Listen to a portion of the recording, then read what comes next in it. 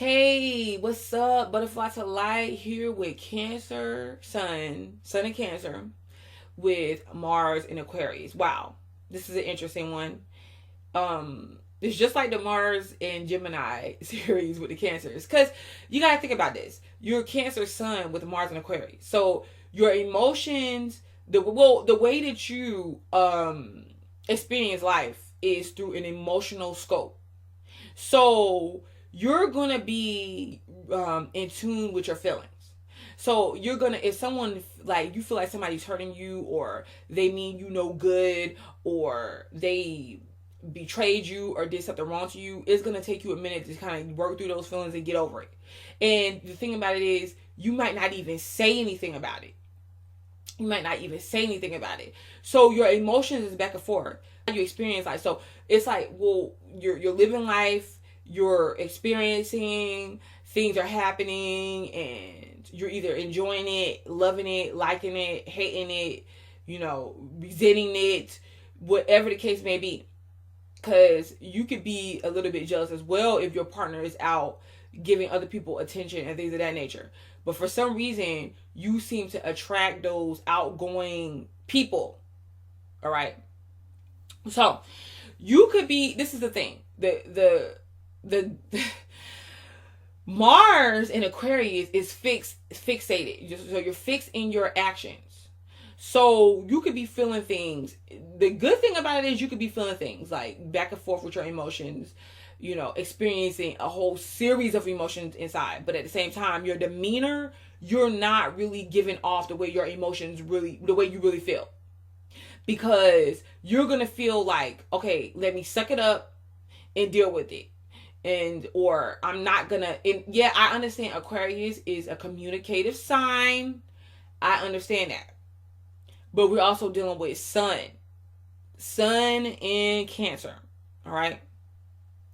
And your Cancer's usually like, if you take a Cancer off, Cancer will go off telling you how they feel. Or they'll tell you how they feel about being treated a certain way. Or maybe they won't directly tell you, but they'll tell somebody. All right. But with the Aquarius, with the Mars and Aquarius, this is the thing. Sometimes you could feel like there's something, let's say if someone hurt you or whatever the case may be, you could feel like, you know what, before I speak on this, I'm going to get all the details. I'm going to get all the information that I need to get.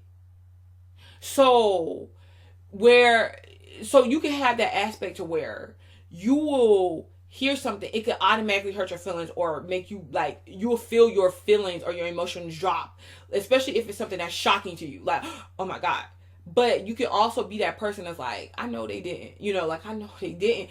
I'm about to get all the information. Or because there's an aspect to this to where you've already gotten the information. Like, the reason why you found something out and it was shocking, but you was the one who went out and looked for the information. You sought out the information. So in that sense, yeah, you will probably present somebody with something or confront somebody with something and are able to communicate it over very well. Okay. That what they did, when, how, where, okay, and how that makes you feel. But there's always that, the thing about it, the tricky part about this is there's always that detachment there to how you go about certain things. So that just as easy as you did that, you can also find those moments where you experience something, but then you're like, I'm not going to speak on it right now. I'm not going to speak on it just yet. I'm not. But this is a good place because you are able to have your emotions feel a certain way, but at the same time, you're able to articulate those emotions. So you're able to tell yourself, like, okay, you know what? I'm feeling this way, and this is why. And you could detach your feelings out of a situation. You could detach the way you feel out of a situation. So that means that you could be hurt, but if you got to go to work the next day, it's like, okay, well, life continues. The job must go on. And you can still go and still be extremely passionate and still be able to move forward because it's like, okay, well, I got emotional about this, but I'm not about to let this ruin my whole life type of feel. Now, we have that.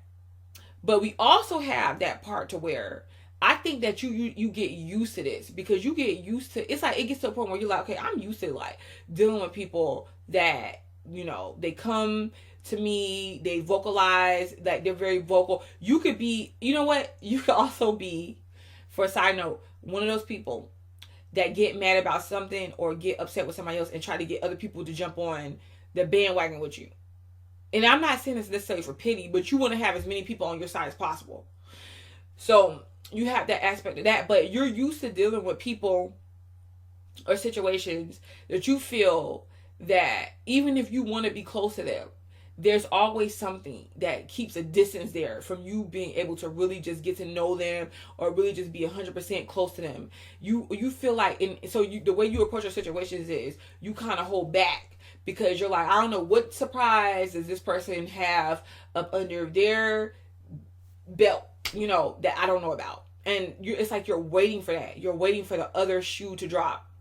So it doesn't allow you to really get 100% comfortable with people. As a matter of fact, you're probably put in situations where you're always meeting people, where there's new clients, new associations. If let's say your goal is to be the manager over some company, like the head manager, or in a position to where you're trying to expand yourself and grow, things of that nature, to complete your goals, you'll find yourself meeting different people, getting involved with different people, associations, things of that nature. So you don't ever get 100% comfortable or feel like you should get 100% comfortable in the particular situation that you find yourself involved with because of this reason. Okay? You probably don't even feel the need to be up under somebody 100% of the time. So this is fine with you.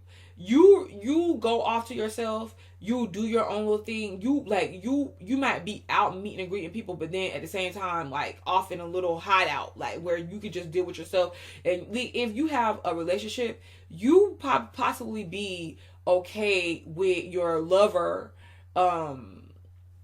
not having to be up under you 100% of the time. So if y'all could live in different places, or like if y'all in the same house and it's like, well, I'm going in my room, and the person kind of like wants to have like a man cave or their own little spot, you'll be fine with that, because it gives you guys time apart. It gives you a chance to just kind of like deal with yourself and just relax and unwind and things of that nature. So it doesn't bother you. It doesn't bother you if, you know, your partner wants to have just a little bit of space, their own time, things of that nature. But you're not a very predictable person. So people don't find you predictable. As a matter of fact, they could kind of deal with you from a distance, because they'd be like, okay, well, it's easy little things that makes her mad or makes her hurt, or either makes her speak out. And but like, you could be, I don't want to say that you're picky, because I feel like where your emotions lie is